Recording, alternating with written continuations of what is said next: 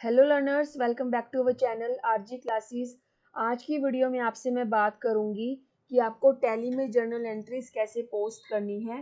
Previous videos में मैंने आपसे बात करी थी कि आपको लेजर कैसे क्रिएट करने होते हैं एंड जर्नल एंट्रीज की शॉर्टकट कीज क्या हैं। होप आपको वो सारे लेक्चर्स अच्छे से क्लियर हो गए होंगे। आज मैं आपसे बात करूंगी कि आपको जर्नल एंट्री कैसे पोस्ट करनी है, लेकिन आपको मैं वो चीज़ें स्क्रैच से नहीं सिखा रही। फॉर एग्जाम्पल कि डेबिट क्या होता है, क्रेडिट क्या होता है, जर्नल एंट्रीज नोटबुक्स में कैसे बनाई जाती हैं, वो चीज़ें आप ऑलरेडी सीख चुके हैं 11th में। ठीक है, अभी हम सीखेंगे प्रैक्टिकली आपको वो चीज़ टैली में कैसे अप्लाई करनी है। That's all. Okay, so CRM started business with cash. तो इसकी जो जर्नल एंट्री होगी that is cash account debit to capital account.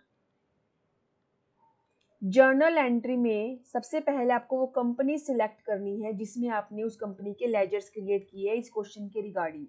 Then आपको कीबोर्ड की शॉर्टकट की वी प्रेस करनी है या फिर आपको अकाउंटिंग वाउचर पे क्लिक करके उसको ओपन करना है। आपके सामने वाउचर क्रिएशन ओपन हो जाएंगे। देन आपको ये जो एंट्री है F6 में F6 की आपको प्रेस करनी है, दैट इज रिसिप्ट। और वहां पे आपको इस एंट्री को पोस्ट करना है बिकॉज कंपनी को कैश रिसीव हो रहा है बाय सीआरएम।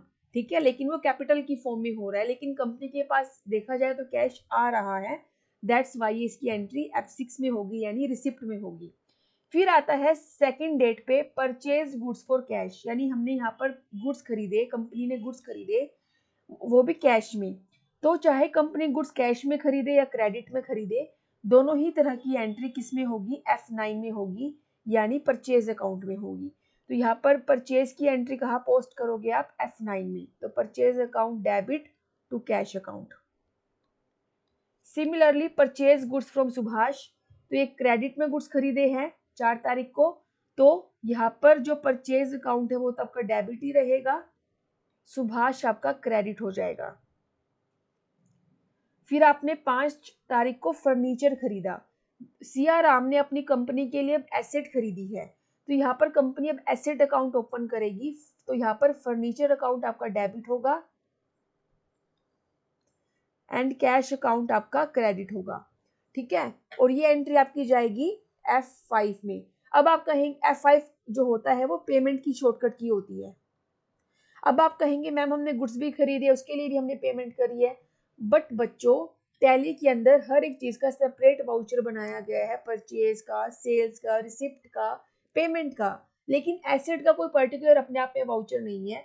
तो कंपनी के लिए जो एसेट है उसके लिए कंपनी ने पे करा होगा, तभी उस कंपनी ने वो एसेट रिसीव किया होगा। दैट्स वाई वो पेमेंट हो रहा है कंपनी की तरफ से, तो उसको हमने पेमेंट में डाल दिया है।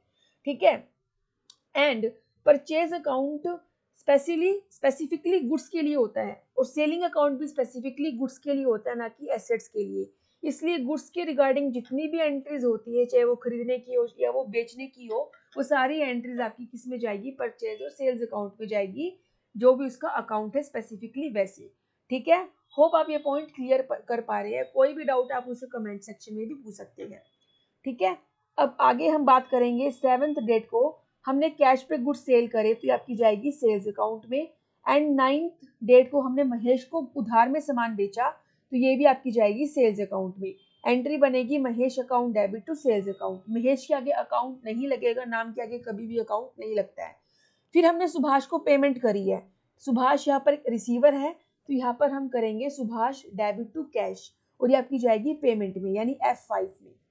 हमने महेश से कैश रिसीव किया है, तो ये आपकी जाएगी F6 में। 16th वाली एंट्री आपकी जाएगी F9 में।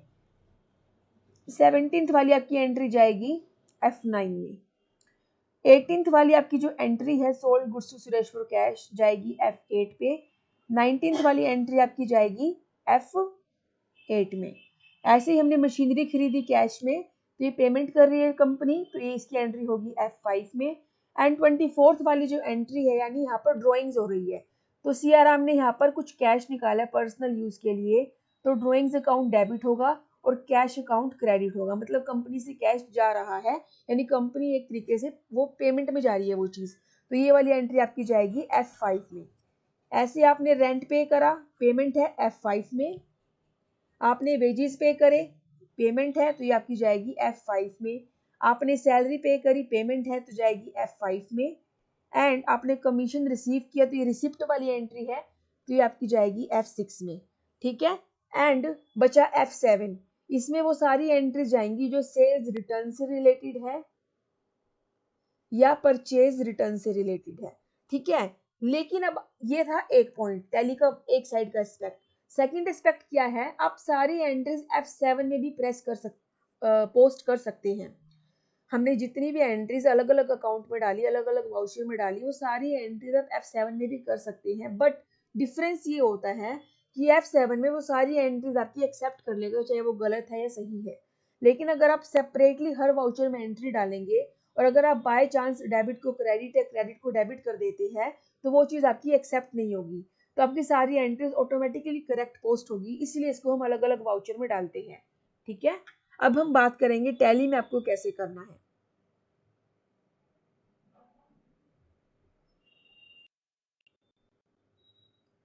तो ये आपकी स्क्रीन रहेगी जब आप टैली ओपन करेंगे। यहाँ पर आपको सारी शॉर्टकट कीज गिवन है, ठीक है। यहाँ से आप डेट चेंज कर सकते हैं F2 की प्रेस करके, जो ऑलरेडी मैंने प्रीवियस वीडियोस में एक्सप्लेन कर दिया है।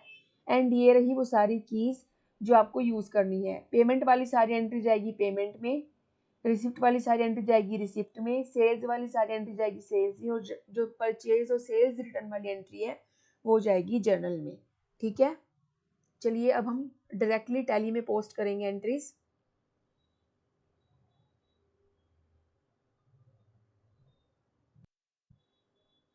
ऑलरेडी मैंने एक कंपनी सिलेक्ट की हुई है RG क्लासेस 1, ठीक है, जिसमें हमने उस क्वेश्चन के रिगार्डिंग लेजर्स क्रिएट किए थे, जो कि आप अकाउंट्स इन्फो पर एंटर करके, लेजर पे एंटर करके, डिस्प्ले पे एंटर करके देख सकते हैं।